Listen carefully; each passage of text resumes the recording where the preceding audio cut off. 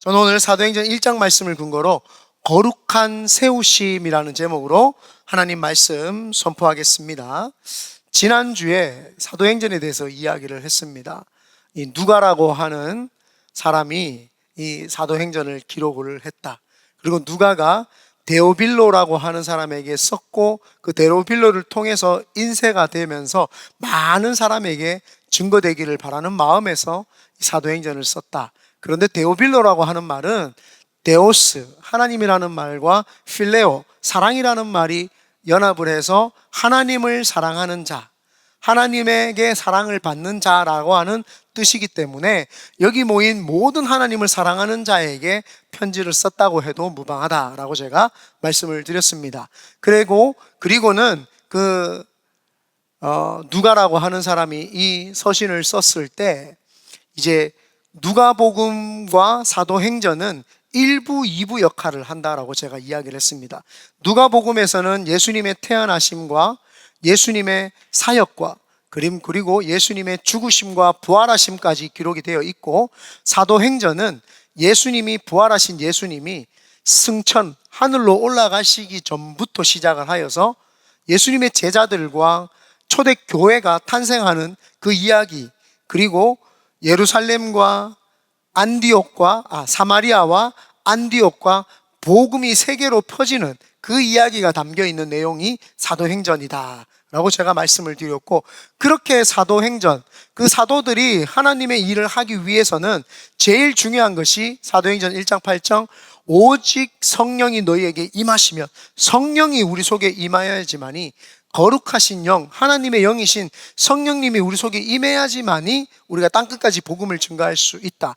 그레이트 미션이라고 해서 지상 대명령을 수행할 수 있다라고 제가 말씀을 드렸습니다. 오늘 본문의 내용을 이제는 제가 설명을 해드리면, 이제 그 이야기를 하시면서 예수님께서 성령을 받기 위해서 이 땅을 떠나지 마라, 예루살렘을 떠나지 말라고 제자들에게 이야기를 했습니다. 그리고는 예수님이 제자들이 보시는 그 자리에서 하늘로 올라가시고 천군 천사들이 내려와서 하늘로 올라가시는 예수님을 쳐다보지 말고 다시 오실 예수님을 기대하라고 하면서 비전을 주시면서 이제 그렇게 막을 내립니다. 그리고는 그 산에서 내려오는데 그 산 이름이 감람산입니다. 감람산은 예루살렘, 이스라엘에 가보면 예루살렘이 있습니다. 예루살렘에서 동쪽에 보면은 산이 하나가 있는데 올리브를 감람나무라고 이렇게 이야기를 합니다.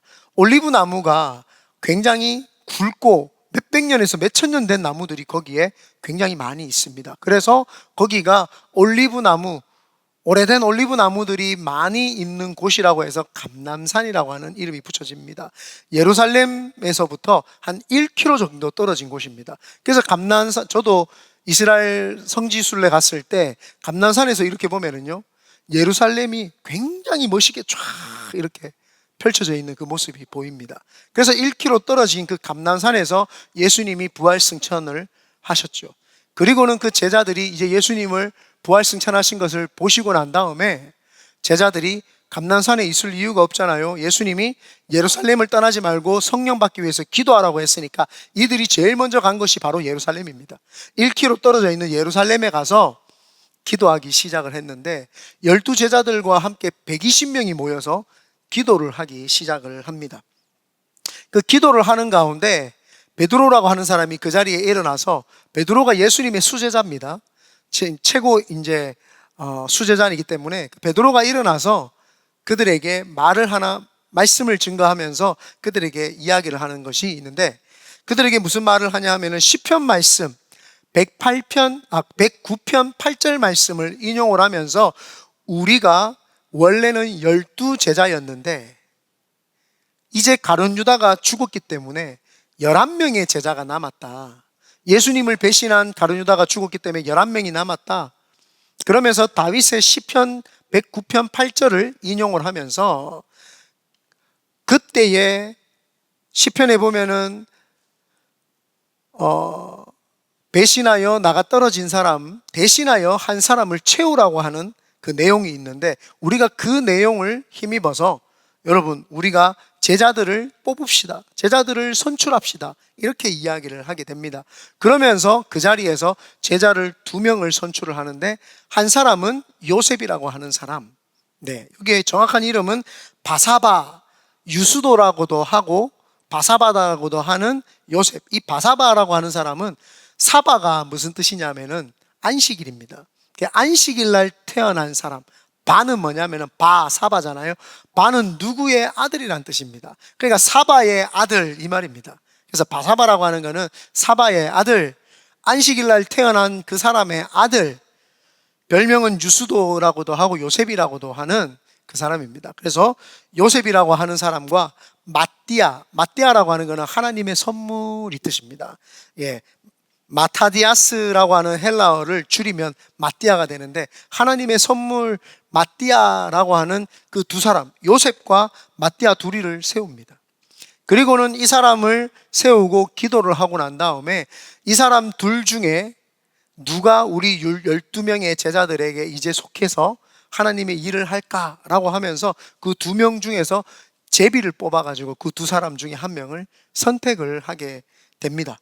우리가 이거를 통해서 볼 수 있는 것은, 제자들에게도 처음으로 이제 새로운 도전을 하는 것이죠. 예수님이 안 계셔서 자신들의 사역을 첫 시작을 하는 것 자체가 도전인데, 여러분, 예전에는 스승을 뽑을 때에, 제자를 뽑을 때에 스승이 뽑았어요. 이번에 제가 한국에 잠시 다녀왔을 때 강남과 분당을 갔다 왔어요. 거기에서 이제 설교를 할 수 있었는데, 강남과 분당에 가니까 학원이 얼마나 많은지요. 제가 보니까 수백 개가 아니라 수천 개입니다. 건물이 어마어마한 큰 건물인데, 거기에 건물이 요즘에 한국에는 네모나게 짓잖아요. 중간에 심지가 없고 그냥 네모나게 이렇게 지어가지고 돌아가면서, 타운형으로 이렇게 돌아가면서 이렇게 다 이렇게 볼 수 있는데, 얼마나 그 한 건물에 학원이 그렇게 어마어마하게 많습니다. 근데 그런 학원이 질비하게 그 길 전체가 쫙 있습니다. 대치동에 가니까 깜짝 놀랐습니다. 수천 개가 있습니다. 그리고 분당에 가니까 거기도 수천 개가 있습니다. 그래서 제가 거기에 있는 목사님과 사역자들에게 물어봤어요. 이렇게 학원이 많은데 됩니까? 된대요. 이렇게 학원이 많아도 전부 부모들이 다 학원을 보낸대요. 와, 대단하다. 마음이 조금 염이었어요. 제가 마음이 좀 그랬어요. 우리 아이들이 이런 박스 같은 데다가 집어넣고 아이들을 가리키니까 아이들이 얼마나 스트레스가 극심할까, 그런 생각이 막 들더라고요. 그러면서 하시는 말씀이, 이거는 아무것도 아닙니다 목사님. 일타 강사나 굉장히 유명한 학원은 돈 싸들고 와서 들어가도 대기번호가 있기 때문에 TO가, 한 학생이 빠져야지 TO가 난다는 거예요. 아니, 무슨 학원을 보내는데 TO가 있냐는 거예요. 깜짝 놀랐어요. 수백만 원을 줘야지 감옥을 든다. 그 이야기를 들으니까 그냥 서글퍼지더라고요. 어떻게 하다가 대한민국이라는 나라가, 아니 전 세계가 이렇게 되었을까. 근데 한편으로 이해가 됐어요. 그 조그마한 콧구멍만한 그 땅덩어리에서 좋은 대학교 들어가려고 하니까 대학교는 몇 개 되지도 않지요. 그건 나는 좀 답답한 게요, 모든 학교를 좋게 만들어버리면 되는 거 아닌가요? 참 답답해요. 저는 모든 학교를 좋게 만들면 되는 것을, 참 답답한 일이죠. 똑같은 그 시스템을 가지고 하면 되는데, 나라에서 자꾸 돈 퍼주지 말고 그런 거나 좀 하면 좋겠다 이런 생각했는데, 교육감으로 제가 돼야 되는데, 그죠? 죄송합니다. 네. 여튼 너무너무 가슴이 아팠어요. 그런데 그 아이들이 그 좁은 땅덩어리에서 좋은 대학 들어가려고 하니까 경쟁을 해야 할 수밖에 없잖아요. 이 편차를 매겨야 되니까. 그러니까 그 아이들이 거기서 그럴 수밖에 없는 사회를 보니까 좀 가슴이 아프기도 하고 먹먹하기도 하면서, 한편으로는 야, 예배 때 무슨 전화를 받으러 가노? 예배보다 더 중요한 게 있더나? 그래, 사랑합니다. 축복합니다. 네. 네. 그래서 어디까지 했는지 까먹었잖아요. 그래서 대치동에 가서 제가 그걸 깨달았어요. 요즘 학생들은요, 자기가 스승을 얻기 위해서는요, 돈을 싸들고 가서 스승에게 가서 나를 좀 제자 삼아 주십시오 해야지 스승을 얻을 수 있습니다. 그러나 요즘에는, 옛날 시대에는 그렇지 않았어요. 스승이 제자를 직접 뽑았죠. 그래서 제가 지난번에도 미국과 그 유럽에 대해서 조금 차이점을 뒀던 것이, 미국이라고 하는 학교는 시스템적입니다. 굉장히 이렇게 공부하고 이렇게 공부하고 이렇게 잘 공부할 수 있도록 시스템적으로 잘 이렇게 만들어 놨죠. 그러다 보니까 그 시스템을 통해서 잘 공부를 하고 나면은 논문을, 자기가 가지고 있는 역량의 논문을 쓸 수 있다, 이렇게 됩니다. 그런데 그래서 학교를 보고 가죠. 학교의 네임밸류를 보고 사람들이 그 학교를 지원을 해서 가게 됩니다. 그러나 유럽 같은 경우에는 그렇지 않습니다. 교수를 보고 거기다가 어플라이를 하고, 교수가 보고는 이 사람을 선택을 해줘야지만이 됩니다. 그러면은 선택이 됐기 때문에 바로 그 교수와 함께 교수가 하고 있는 프로젝트에 들어가서 논문을 같이 작업을 하는 그런 일이 벌어지는 거죠. 그래서 미국은 시스템화되어 있고 유럽은 아직도 스승과 제자화되어 있는 어떤 그런 형태인데, 성경에서 예수님도 마찬가지입니다. 예수님이 사람을 뽑았던 이유와 목적은 우리는 알 수 없습니다. 그러나 성경을 보니까 제자들이 예수님을 찾아가서 나 좀 뽑아주셔 라고 한 것이 아니라 예수님이 직접 제자들을 뽑았다라고 하는 사실이죠. 그래서 이 예수님 시대에서는 예수님이 직접 뽑았어요. 이제 근데 11명의 제자들이 그 위치에 지금 선 거예요. 한 번도 제자를 뽑아본 적이 없어요. 자신들이 예수님께 뽑혀가지고 제자가 되었지 제자들을 뽑아본 적이 없었단 말이에요. 그런데 이제 베드로가 일어서서 제자들을 뽑아야 된다라고 이제 이렇게 이야기를 하는 그런 장면이죠. 새로운 도전인 거예요. 제자들에게 처음으로 다른 제자와 자기들의 동료들을 뽑는 그런 일이 발생을 하게 된 거죠. 그런데 우리가 한번 생각해 보십시다. 그냥 11명만 사역하면 안 돼요. 왜 꼭 12명이 돼야 됩니까? 그냥 11명 세워가지고 사도들 이제 한 명 탈락했으니까 11명만 하면 된다, 이렇게 해도 되는데, 여기에는 영적인 의미가 조금 담겨져 있어요. 하나님께서 온 인류가 타락에 있을 때에 이스라엘이라고 하는 나라를 택하셔서 그 나라를 통해서 하나님의 통치하심, 하나님의 나라는 이런 것입니다 라는 것을 자연스럽게 보여주기 위해서 야곱이라고 하는 아브라함을 택하시고 이삭을 택하고 야곱을 택해서 이제 12지파를 만듭니다. 12명의 아들들에게 하나님이 그 민족이라고 하는 것을 이름을 부여해서 그 12지파를 통해서 하나님이 이 시작을 알리면서 이스라엘이라고 하는 12지파를 통해서 전 세계를 구원해야 되겠다라고 하는 하나님의 계획하심이 있었어요. 그러면서 세월이 지나서 이제는 이스라엘이라고 하는 나라를 이렇게 다스린다라는 걸 보여주시고 난 다음에 전 세계의 모든 백성들을 구원하셔야 되겠다라고 하는 그 계획 속에서 하나님께서 예수님을 보내셨죠. 그리고 나서는 예수님께서 이제는 그 영적인 12지파뿐만 아니라 전 세계를 이제는 구원해야 되는, 전 세계를 구원하기 위해서 영적으로 12지파뿐만 아니라 영적인 사람들, 제자들을 만들어서 영적으로 새롭게 온 인류를 구원해야 되겠다라고 하는 그 마음을 가지시고 그 비전과 함께 아버지의 뜻으로 12명의 제자들을 뽑으신 거였거든요. 영적으로 새롭게 이제 전 세계를 내가 이 12명을 통해서 내가 전 세계를 구원하겠다라고 하는 것이 예수님의 비전이었어요. 그러다 보니까 베드로가 그것을 직감했던 거예요. 예수님의 뜻이 그거였으니까 이제 성령을 충만하게 받고 교회가 탄생을 하고 새롭게 시작하기 위해서는 우리에게 12명이라고 하는 정확한 예수님의 비전을 다시 채우고 시작을 합시다 라고 하는 마음이 담겨 있었던 것이죠. 그리고 그 시편 108편 9절에 보면 109편 8절에 보면은 이런 내용입니다. 우리나라 속담에 보면은 발 없는 말이 천리 간다, 이거 다 알고 있잖아요. 그래서 어떤 사람이 무슨 유언비어를 퍼뜨렸을 때, 야, 발 없는 말이 천리 가니까 입 조심해, 낱말은 새가 두고 반말은 쥐가 들어 라고 이렇게 우리가 모두 알고 있는 내용인 것처럼 시편 109편의 8절도 다 동일하게 알고 있는 거예요. 다윗이라고 하는 사람이 자기의 측근이었던 오른팔 아이도벨이라는 사람이 있었는데 그 사람이 다윗을 배신하고 다윗의 아들에게로 갑니다. 그래서 그 아들과 반란을 일으키죠. 다윗의 심정이 너무너무 가슴이 아픈 거예요. 내 아들이 배신한 것도 가슴이 아픈데 내 오른팔인 아이도벨도 배신을 했다. 그때 썼던 시편이 시편 109편입니다. 그래서 그때 그가 그를 저주한 것이 아니라 하나님, 내가 믿었던 사람이 나를 배신했습니다. 하나님, 저 사람이 배신했으니까 저 사람이 배신한 자리를 저 사람이 없다고 안 되는 것을 보여주십시오.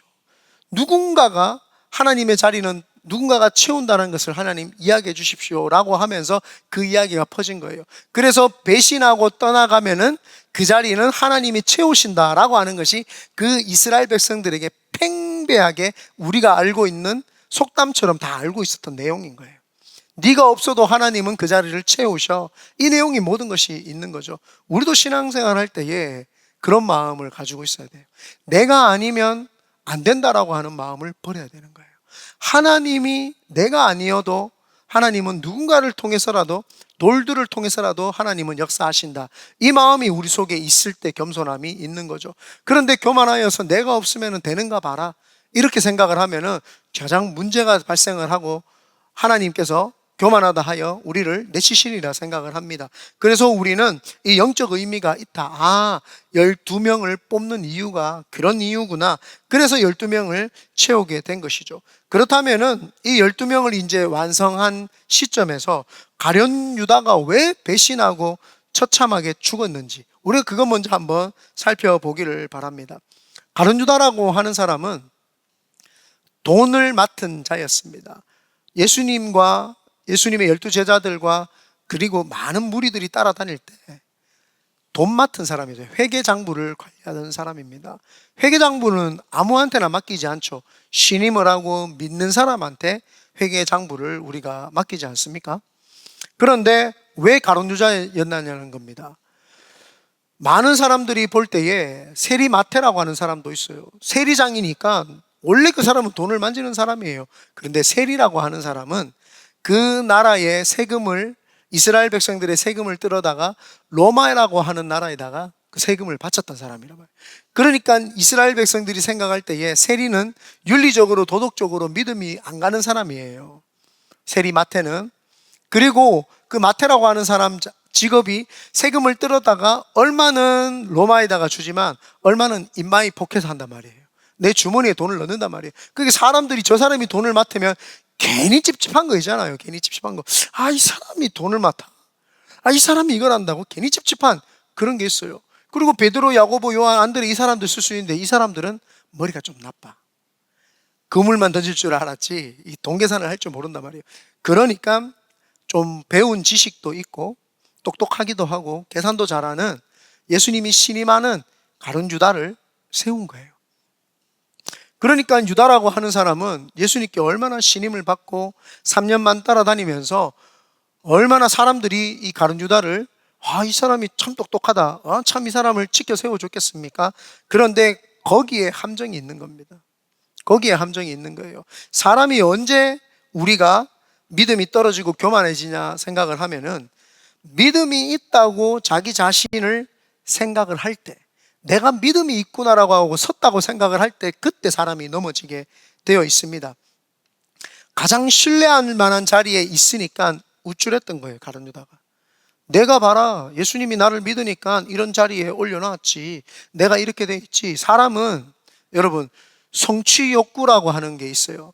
내가 어떤 프로젝트가 있으면 그 프로젝트를 성취해내면 굉장한 그 욕구가, 만족감을 느낍니다. 그런데 그것보다도 사람들이 더 큰 만족을 느끼는 게 뭐냐면 인정 욕구입니다.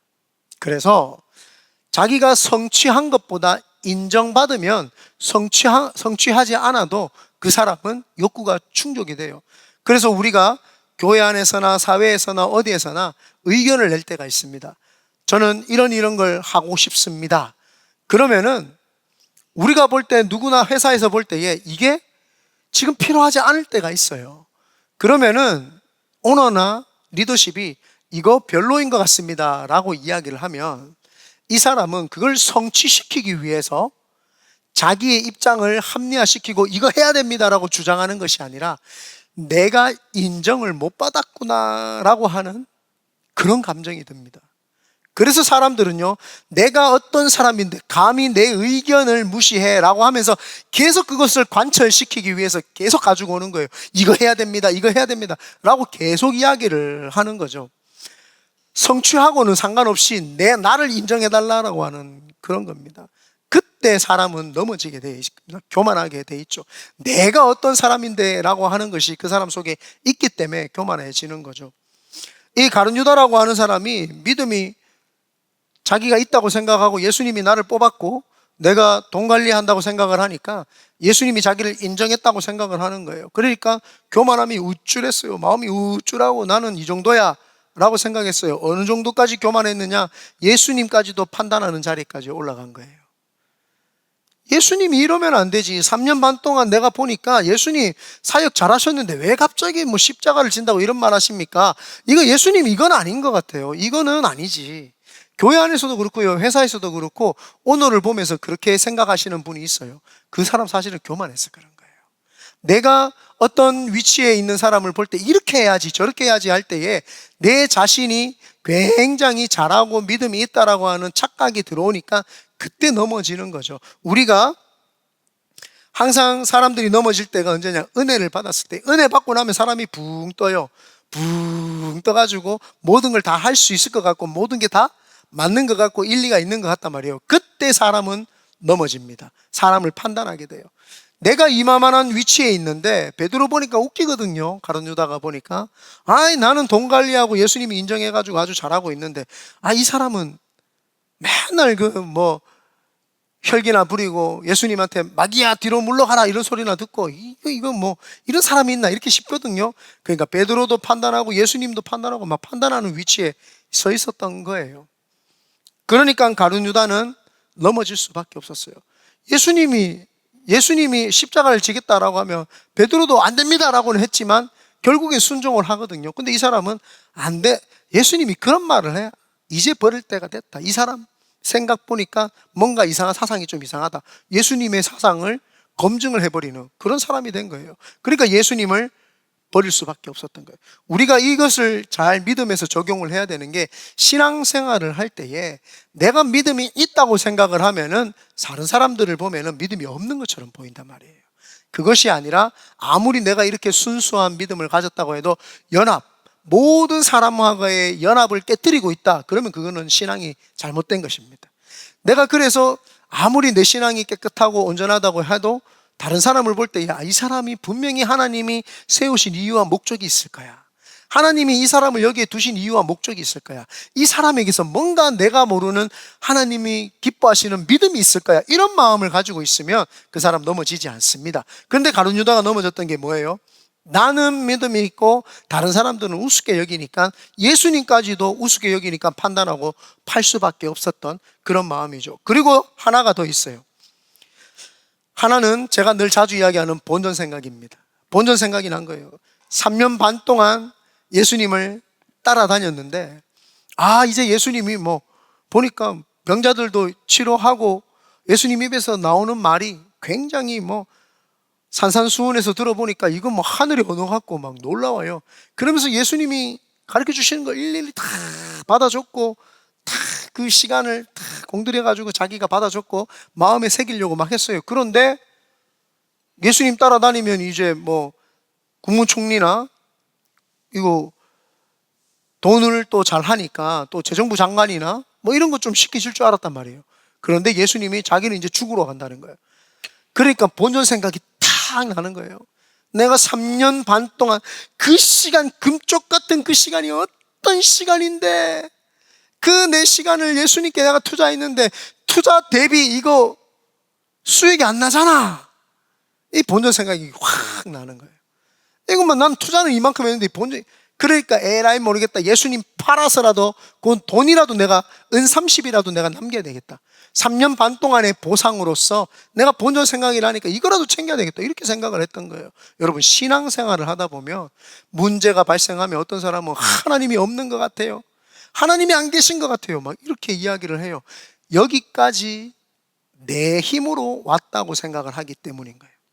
가룟 유다는 자기 힘으로 자기가 예수님을 찾았고 자기가 예수님 따라다니면서 예수님과 함께 열심히 사역을 했고 예수님에게 열심히 내 시간을 들여서 예수님을 배웠다고 생각을 했던 거예요. 그러니까 내가 했으니까 본전 생각이 나는 거예요. 그런데 내가 한 것이 아니라 나를 인도해 주신 분도 우리 하나님이시고, 내가 3년 반 동안 인간 같지 않은 나를 훈련시켜 주신 것도 우리 하나님이시고, 예수님이 십자가에 돌아가셨지만 내가 제자로서 그 믿음을 지킬 수 있는 것도 하나님의 은혜입니다 라고 했으면 가룟 유다가 예수님을 안 팔았을 거예요. 우리 마음에 신앙생활 하다 보면은 본전 생각날 때가 있어요. 목사님이 또 어떤 프로젝트 하자 하면 힘든데 그거 하니까 내가 공부하는 시간이 없어지고, 내가 일해야 되는 시간이 없어지고, 뭐가 없어지고, 막 이렇게 본전 생각하지 마세요. 여기 있고 여러분 직장 생활하고 학업하는 것도 하나님이 여기 보내주셔서 하신 거예요. 아멘이 적네요. 좀 더 하셔도 돼요. 하나님이 여기 다 보내주신 거예요. 오늘 왜 제목이 거룩한 세우심인 줄 아십니까? 하나님이 여러분들을 거룩하게 세우신 거예요. 다른 어떤 존재가 여러분을 세우신 게 아니에요. 그래서 가룟 유다는 이 본전 생각이 났던 거예요. 여러분 노름할 때 한번 생각해 보십시오. 안 해보셨지만 해보신 분들이 있다면 은혜가 될 거고요. 안 해보신 분들은 상상만 하셔도 돼요. 노름을 했을 때 내가 1,000만 원을 가지고 했어요. 딸 때도 있고 질 때도 있고 딸 때도 있고 질 때도 있었잖아요. 그러고 나서는 1,000만 원을 다 홀딱 잃어버렸네. 그러면 그때 우리가 어떤 생각을 해야 돼요? 내가 이 1,000만 원으로 인생의 교훈 삼아서 다시는 내가 노름을 안 해야 되겠다. 내가 다른 사람들한테도, 노름하는 사람들한테도 내가 이걸 가르쳐서 안 해야 되겠다. 이게 정상적이거든요. 그런데 1,000만 원을 잃었으니까 한 방에 2,000만 원을 내면은 2,000만 원을 따니까 1,000만 원까지도 해결이 되겠구나 생각을 하고 2,000만 원을 끌어와가지고 2,000만 원을 끌어와가지고 그 돈까지 다 잃어버려요. 그러니까 막 본전 생각이 나는 거예요. 내가 그걸 어떻게 1,000만 원 잃었을 때만 그만둘 걸 왜 또 2,000만 원까지 해가지고, 그럼 이걸 또 이걸 만회하기 위해서는 3,000만 원을 더 가져와야 돼. 또 가져올. 그게 사람이 본전 생각이란 말이에요. 내 시간을 내가 투자했다고 생각을 하니까 그 시간이 아까운 거예요. 그러니까 뒤로 돌아가는 거예요. 교회 나가는 게 시간 아까운 것 같고 하나님 앞에 헌신 드리는 게 아까운 것 같은 거예요. 본전 생각이 자꾸 난단 말이에요. 그럴 때는 빨리 끊어버려야죠. 확 끊어내고 다시 하나님께로 올인해야 되는데 사람들은 그게 안 되는 거예요. 가룟 유다가 그랬던 거예요. 예수님을 차근차근 예수님을 따라다녔는데 보니까 은혜였다, 감사했다가 아니라 본전 생각이 너무 난단 말이에요. 그러니까 막 예수님을 팔아가지고 은 30 받아다가 그걸로 결국에는 목숨까지 잊어버리는 그런 우리가 형국까지 가게 된 거죠. 그래서 이 가룟 유다를 통해서 우리는 영적으로 깨달아야 되는 것이 교만하지 말자, 참 감사함으로 하나님이 주신 모든 것들을 받아내자, 이런 마음이 있을 때 우리는 가룟 유다처럼 배신하지도 처참한 죽음을 맞이하지도 않을 줄 믿습니다. 두 번째가 뭐냐 하면은 사도 될 사람들의 자격과 사명입니다. 11명의 제자들이 이제 가룟 유다가 없으니까 새로운 도전, 새로운 이제 제자들을 선택을 해야 되는데 그 요셉과 마띠아라고 하는 사람 두 사람을 이제 불러놨어요. 그런데 여러분, 제자들을 선택할 때 선택해야 되는 어떤 기준이 뭐가 있어야 되는 거 아니에요? 아무나 뽑을 수 있을까요? 근데 오늘 그 부분에 대해서 이제 이야기가 나옵니다. 21절에서 26절까지 한번 다 같이 읽어보겠습니다. 시작. 이러함으로 요한의 세례로부터 우리 가운데서 올려져 가신 날까지 주 예수께서 우리 가운데 출입하실 때에 항상 우리와 함께 다니던 사람 중에 하나를 세워 우리와 더불어 예수께서 부활하심을 증언할 사람이 되게 하여야 하리라 하거늘, 그들이 두 사람을 내세우니 하나는 바사바라고도 하고 별명은 유수도라고도 하는 요셉이요, 하나는 마띠아라. 그들이 기도하여 이르되 무사람의 마음을 아시는 주여, 이 두 사람 중에 누가 주님께 택하신 바 되어 봉사와 및 사도의 직무를 대신할 자인지를 보이시옵소서. 유다는 이 직무를 버리고 제 곳으로 갔나이다 하고 제비 뽑아 마띠아를 얻으니 그가 11 사도의 수에 들어가니라. 여기 21절에 보면은 굉장히 제자를 뽑는 기준에 대해서 나옵니다. 21절에 이러함으로 요한의 세례로부터 우리 가운데에 올려져 가신 날까지, 요한의 세례로부터예요. 요한의 세례가 뭐냐 하면은, 요한의 세례는 구원을 이야기를 하고 회개를 이야기를 합니다. 요한이라고 하는 사람이, 세례 요한이, 침례 요한이 회개하라 천국이 가까이 왔느니라 라고 이렇게 외쳤어요. 하나님을 사모하고 회개를 해야 되겠다라고 마음을 먹고 구원에 대해서 관심이 있었던 사람들은 그 세례 요한의 부흥 집회에 참석을 했어요. 예수님도 그 부흥 집회에 참석을 했어요. 그래서 예수님도 가고 많은 사람들이 갔어요. 그 갖는 사람들 중에 예수님도 그 속에서 부흥 집회를 하고 난 다음에 침례 요한에게 나한테 침례를 베풀으라고 합니다. 그래서 침례를 딱 베푸니까 하늘에서 하나님의 역사가 막 있기 시작을 하거든요. 하나님의, 성부 하나님의 음성이 들려, 이는 내 사랑하는 아들이다. 그리고는 하늘에서 성령의 비둘기가 임할 뿐만 아니라 예수님까지 있으면서 삼위일체가 그 자리에 한 곳에 모이고, 그 모습을 지켜본 세례 요한이 와, 내가 신을 들기에도 감당할 수 없는 메시아입니다. 그때 당시에 세례 요한의 제자가 있었어요. 안드레라는 사람이 있습니다. 그 안드레가 베드로 사촌 형이에요. 그 안드레가 세례 요한을 따라다니다가 세례 요한의 입에서 예수님을 보니까 메시아라고 이야기하거든요. 세례 요한에게 이야기합니다. 저분이 메시아입니까? 그럼 저분이 메시아다. 그럼 내가 당신을 따라야 됩니까? 메시아를 따라야 됩니까? 당연히 메시아를 따라야 되지 라고 하면서 안드레가 예수님을 따라갔고, 예수님이 안드레를 택해 주셨고, 그리고 안드레를 통해서 베드로, 야고보, 요한, 많은 사람들을, 제자들을 소개를 받고 예수님이 택해 주셨죠. 이것을 봤을 때 여기에 보면은 이러함으로 요한의 세례로부터 우리 가운데 은혜를 사모하는 자를 뽑았던 거예요. 12제자 중에서 누구를 뽑았느냐? 은혜를 사모하는 자, 회개의 영이 있었던 자, 그리고 구원, 하나님의 나라를 사모해서 부흥회를 참석을 하고 막 말씀을 사모했던 자를 뽑았던 거예요. 그래서 요한의 세례로부터 우리 가운데 올려져 가신 날까지, 예수님이 십자가에 죽으시고 부활하시고 승천하신 날까지를 같이 함께 했던 사람을 이야기를 합니다. 예수님의 십자가, 부활, 승천하신 것을 본 자, 복음을 정확하게 인지하고 확실하게 본 자예요. 그러니까 예수님에 대해서 죽으셨고 부활하셨고 승천하신 것을 믿음으로 믿고 있는 자, 복음의 핵심이 이런 거를 아는 자, 아무나 세우면 되겠어요? 복음을 모르는데 복음에 대해서 모르는 자를 제자로 못 세우잖아요. 그러니까 제자를 세우는 기본적인 것이 은혜를 사모하고 복음을 안 자예요. 그리고는 22절에 더 구체적입니다. 항상 우리와 함께 다니던 사람 중에 하나를 세워. 항상 우리와 함께 다녔대요. 예수님이 세례 요한의 부흥회를 참석하셨을 때부터 예수님이 승천하실 때까지 계속 우리와 함께 다녔던 자들이에요. 함께 계속 다녔대요. 예수님의 12제자들만이 제자인 것처럼 느껴지지만 예수님의 50인의 제자, 70인의 제자, 500명의 제자, 예수님의 제자들이 이렇게 단계별로 많았어요. 근데 그 중에서도 12제자처럼 꼭 붙어 다녔던, 우리가 어디를 가든지 함께 있었던 그 사람들을 뽑자. 그 두 사람을 뽑았더니 한 사람이 요셉이고 한 사람이 마띠아였던 거예요. 왜냐하면은 예수님을 항상 따라다녔던 사람들은 기적과 이사도 체험을 했지만 풍랑을 만나기도 했고요, 어려움을 당하기도 했고요, 핍박을 받기도 했고요, 힘듦을 경험하기도 했단 말입니다. 훈련을 잘 받은 거죠. 힘들고 어렵고 지칠 때 떠나지 않았어요.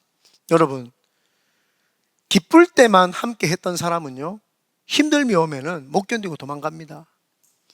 슬플 때만 같이 있었던 사람은요, 자기 개인에게, 자기도 슬프니까 동병상련이라고 해가지고 같이 있어요. 근데 자기에게 기쁨이 다가오면은 그 슬픔을 버리고 기쁨을 쫓아가 버립니다. 그래서 기쁠 때만 함께하는 사람은 슬픔이 오면 못 견뎌서 도망가고, 슬플 때 같이 했던 사람은 자기가 기쁘면은 그 슬픔에 젖어 있기 싫으니까 떠나가요. 그런데 기쁠 때나 슬플 때나 언제든지 함께 동고동락했던 사람들은 떠나가지 않습니다. 배신하지 않습니다. 항상 그 자리에 머물러서 그 곁에 있을 수가 있습니다. 왜요? 그 사람은 일희일비하거나 요동치는 것이 아니라 하나님 안에서 늘 그 훈련을 받았기 때문이죠. 그래서 제자들이 선택을 했던 사람들이 뭐예요? 요한의 침례에 있었던 사람들, 구원받고 회개했던 사람, 그리고 부활 십자가의 죽으심과 부활과 승천한 것을 직접 본 사람, 그리고 계속 우리와 동고동락하면서 힘들 때나 어려울 때나 기쁠 때나 계속 같이 있었던 사람, 훈련이 된 사람 말이에요. 이 훈련이 되고 인내함이 있는 자예요. 다 도망가고 싶지 안 도망가고 싶겠어요? 예수님이 죽으신다 그러면 도망가고 싶잖아요. 근데 그걸 도망가지 않고 그 자리를 지켰던 인내한 자, 이 사람이 사도의 자격이었던 거예요. 그리고는 마지막으로 25절에 보면은 봉사와 및 사도의 직분을 대신할 자인지를 보시옵소서. 이렇게 봉사하고 사도인지를 대신할 자, 한마디로 사명 감당할 자, 그 사람 속에 사명이 있냐는 거예요. 복음을 증거할 만한 자냐는 거예요. 복음을 증거하고 담대함으로 하나님 앞에 순종을 할 수 있는 자냐는 거예요. 그런 자를 뽑았다라는 거예요. 그래서 그런 자들이 누군가를 자세히 봤어요. 우리가 회개하고 구원받았을 때, 마띠아도 있었고 요셉도 있었지. 이 두 사람을 지켜봤어요. 그리고 우리가 어디를 가든지 십자가와 부활과 승천할 때도 있었지. 사람들 명단을 빼보니까 여러 사람들 추려지는 거예요. 다 이 두 사람이 또 남는 거예요. 그리고 이 사람들이 우리가 힘들 때나 어려울 때나 핍박받을 때도 있었냐 없었냐, 기쁠 때도 있었냐, 다 있었던 거예요. 그래서 이 사람 두 사람을 딱 뽑았던 거예요. 이 두 사람이 제가 개인적으로 봤을 때는 유일했던 것 같아요. 그러니까 유일했으니까 그 사람 둘이를 딱 뽑았던 거예요. 뽑아가지고 이제 하나님의 사명 감당할 게 되겠느냐? 그래서 이 사람들을 이제 뽑았던 것이죠. 우리는 그냥 하나님이 우리를 뽑은 것 같잖아요. 여러분들이 이 자리에 그냥 있는 것 같잖아요. 목사님 저는 믿음이 없는 것 같아요. 아닙니다. 마띠아하고요 요셉은 조건에 맞춰서 뽑았거든요. 근데 여러분들은요, 하나님이 그냥 뽑아주셨어요. 진짜예요. 저도 그렇고 여러분들도 그렇고 하나님이 우리는요 그냥 뽑았어요. 마띠아하고요 요셉보다 우리는 하나님이 더 신경 쓰는 사람들이에요. 얼마나 하나님이 우리를 사랑했으면 조건도 되지도 않아요. 구원받지도 못했어. 그냥 내 마음대로 네 마음대로 살아. 그냥 하나님 모르고 그냥 반역하면서 살았단 말이에요. 그런데도 하나님 우리를 뽑아가 탁 앉혀놓고 그때부터 가르쳐 주시기 시작한 거예요. 너는 그래도 내가 너를 사랑하여 지명하여 불렀다. 내가 너 사랑한다. 하나님 뽑아주신 거예요. 그러니까 우리가 얼마나 사실은 복된 자들입니까? 거룩한 부르심입니까? 거룩한 세우심입니까? 그런데 그 거룩한 세우심의 세 번째가 뭐냐? 제비를 뽑았다라는 거예요. 제비를 딱 뽑았는데 요셉이 아니라 마띠아가 딱 뽑혀요. 여러분, 제비를 뽑으면 제비를 많이 이렇게 뽑게 되면은 우리가 생각했는 것보다 하나님의 뜻이 그 자리에 더 포함되어 있습니다. 만약에 베드로나 야고보나 요한 11 제자들이 자신들이 12 제자 중에 속해 있으니까 우리가 예수님의 제자로서 권력이 있고 우리가 사람 뽑을 수 있다 해서 권력 남용을 하면서 사람 뽑으면은 그 많은 사람들이 이 제자들에게 뭐라고 했을까요? 한마디도 안 했을걸요? 맞다. 베드로가 뽑고 뭐 야고보가 맞다면 맞겠지. 이렇게 할 거란 말이에요. 그러면 권력에 의해서 뽑히게 된 거예요. 그러면은 마띠아가 누구 눈치를 보겠어요? 제자들의 눈치를 보겠죠. 내 뽑아줬다. 그리고 마띠아가 또 다른 사람들도 자꾸 베드로와 야고보와 요한과 예수님의 제자들의 눈치를 보지 않겠어요? 성도들이 혹시 내가 눈에 잘 들어오면 나도 뽑아주지 않을까? 사람이 뽑았다고 생각을 하면은 이거는 사람이 세운 거예요. 맞죠? 사람이 세운 게 되잖아요. 베드로가 뽑았고 야고보가 뽑았고 11 제자가 뽑았다고 하면은 사람들이 세운 거잖아요. 그러면은 이거는 하나님의 신성과 하나님의 주권이 포함이 안 돼 있단 말이에요. 그러니까 베드로와 야고보와 11 제자들이 이 사람들을 조건에 의해서 뽑아놓고 난 다음에는 뭘 했느냐? 기도하기 시작을 합니다. 23절에 그들이 두 사람을 세우니라. 하나는 바사바라고도 하고 별명은 유스도라고도 하는 요셉이요, 하나는 마띠아라. 24절에 그들이 기도하여 이르되 사람의 마음을 아시는 주여, 이 두 사람 중에 누가 주님께 택하신 바 되어. 베드로가 자기가 선택할 수 있는데 불구하고 그렇게 안 하고 하나님께 기도합시다. 이 두 사람이 일단 추려졌으니까 이 두 사람 중에 우리 기도합시다 라고 해서 기도하기 시작을 한 거예요. 하나님의 주권, 사람은요 외모를 보거든요. 이쁜지 키가 큰지 멋있는지 스펙이 있는지. 그런데 사람의 마음을 아시고 그 중심을 아시는 하나님이시여 하나님이 뽑아주십시오 하는 거예요.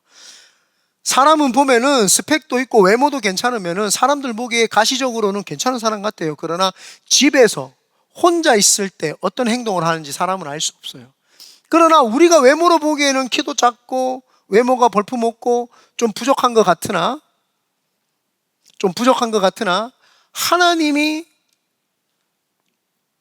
하나님이 그들이 혼자 있을 때 그들의 마음을 아신단 말이에요. 사람의 외모나 형편을 보지 않고 중심을 본단 말이에요. 그 중심을 보시는 하나님께서 마띠아인지 요셉인지 그 사람들을 선택을 하고 뽑는다는 사실입니다. 그래서 이들은 사람의 권력에 의해서 사람을 뽑는 것이 아니라 하나님의 주권을 인정을 하면서 그들을 하나님께 기도함으로써 하나님 제비를 뽑겠습니다 라고 했던 것이죠. 그리고 투표 방식으로 그러면 할 수 있잖아요. 하나님 우리가 그럼 투표할게요. 그럼 투표 방식으로 하게 되면은 이 요셉과 마띠아가 사람들의 눈치를 보게 돼요. 집사님, 수경 집사님 이번에 저 한번 뽑아주십시오. 우리 예원자매 저 한번 뽑아주면 좋겠어요. 제가 사역 잘할 수 있습니다. 열심히 할 수 있습니다. 괜찮게 생겼잖아요. 이름이 좀 촌스럽지 얼굴은 강남 스타일이잖아요. 이러면서 안 웃네요. 웃어야 되는데 그렇게 할 수 있잖아요. 그런데 그렇게 하지 않았어요. 그렇게 하지 않고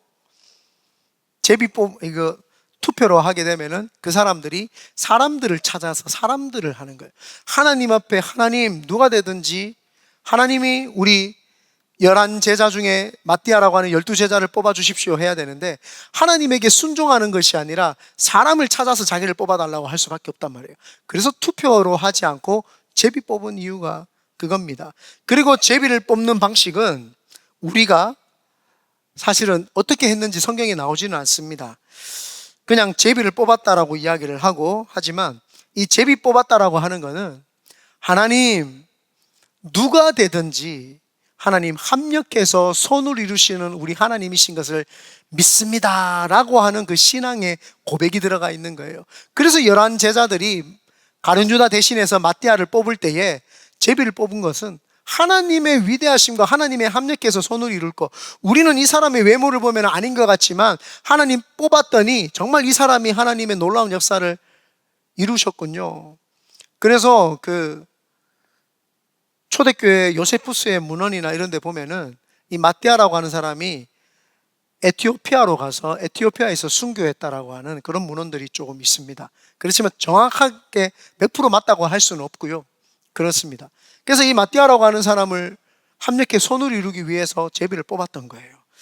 누가 뽑히든지 순종하겠습니다. 그러니까 이 말이 순종하겠습니다라고 하는 마음이 그 속에 있는 거예요. 하나님 마띠아가 뽑히든 요셉이 뽑히든 우리는 그 사도의 직분에 순종하겠습니다. 이 사람이 말하는 거에 순종하겠습니다라고 하는 그 순종함에 또 들어가 있는 거죠. 그래서 하나님께서는 그들에게 제비를 뽑았다라고 하는 거예요. 우리가 교회 안에서 사람의 눈치를 볼 필요도 없고 우리가 교회 안에서 제도에 속해 있을 필요가 없습니다. 하나님이 우리를 뽑아주셨다. 하나님이 나를 뽑았다라고 하는 것이 중요한 줄 믿습니다. 여러분 마띠아하고 요셉은 제비 뽑아가지고 됐어요. 근데 여러분들은 하나님이 제비 뽑지 않았어요. 내가 지명하여 불렀나니 너는 내 것이라. 하나님이 직접 선택해가 뽑은 거예요. 그래서 이게 거룩한 세우심인 거예요. 많은 사람들은 제자들을 보면서 수제자들 대단하다 그러죠. 제자들이 천국에서 보면은 우리가 더 대단한 거예요. 이 사람은 예수님을 본 적도 없는데 어떻게 예수님을 믿지? 이 사람들은 예수님하고 3년 반 동고동락 한 적도 없는데 어떻게 예수를 믿지? 더 대단하지 않겠어요?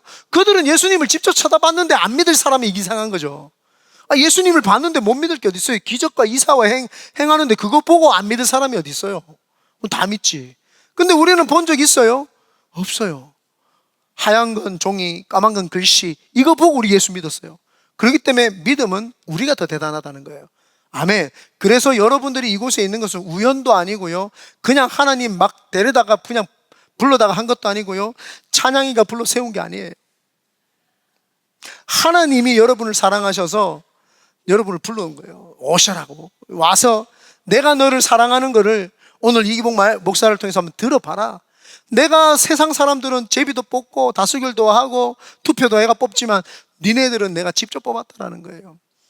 제자들에게 처음 새로운 도전이었지만 너무너무 은혜가 됐을 거예요. 아, 예수님이 우리를 뽑으셨을 때 우리의 형편이나 우리의 어떤 모습이나 우리의 능력이 아니라 나의 모자람 때문에 나를 뽑으셨고 나의 부족함 때문에 나를 뽑으셨구나.